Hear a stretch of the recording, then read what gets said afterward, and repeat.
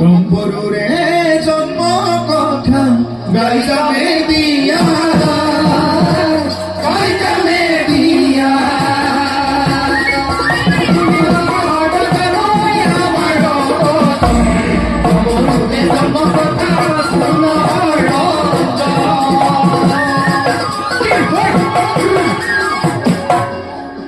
যেটিখানে দেবা করে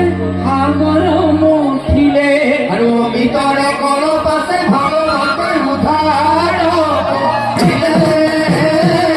উদ্ধারো করিলে